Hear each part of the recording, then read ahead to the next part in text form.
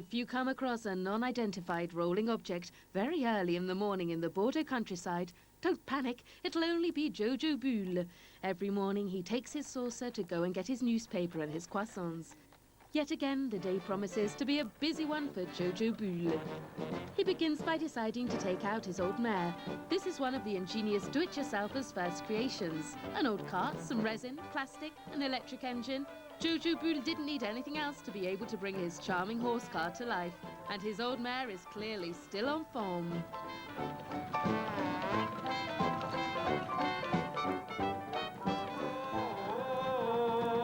Then JOJOBULLE heads for Bordeaux, which is only 30 kilometers from Cubnezais, the village where he lives. He loves using his creations in this big town, and in particular his small fishing boat, which was made from a small Vespa van. On board with him is Johnny, his faithful assistant, and Lola, his neighbour's daughter, who are clearly delighted with the cruise. Surprise is guaranteed, especially when the trawler weighs anchor and circulates in the streets. But though Jojo may have his head in the clouds, he has his feet firmly on the ground. Water and air are not his elements. All his creations are solely intended to roll on dry land.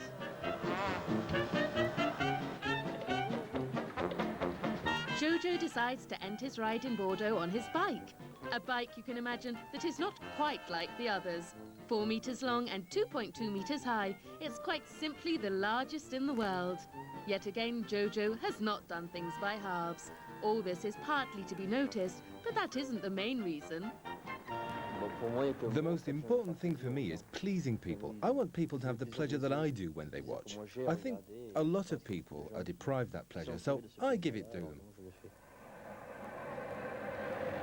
After such a mad morning, it's time to eat. So it's off to the grocer's. By rocket, which is so much more fun.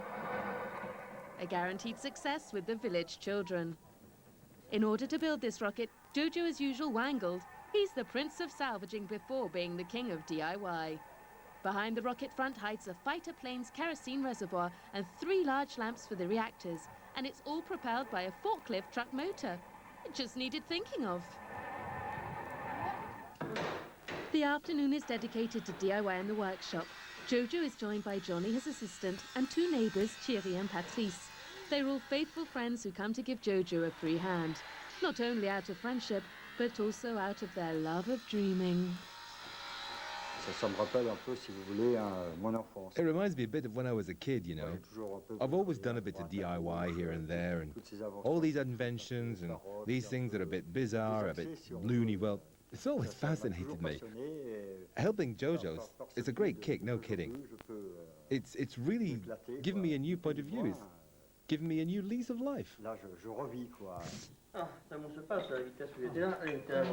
This afternoon they're celebrating. A new madcap idea from Jojo's head has just been completed. The cage bike, a kind of penny farthing that only works on female energy. Pamela, a neighbour, is the guinea pig. Jojo has been inventing ever since he was a child.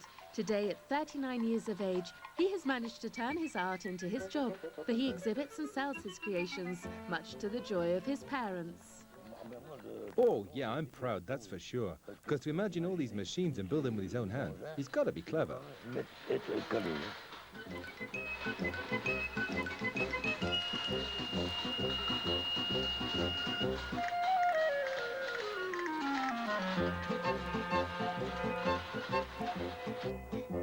The day ends and Jojo decides to give his friends a last present. From the garage, he brings out his masterpiece, a monster measuring 5.6 meters long by more than 2 meters high. Half a ton propelled by a 100 horsepower engine. The largest sidecar in the world.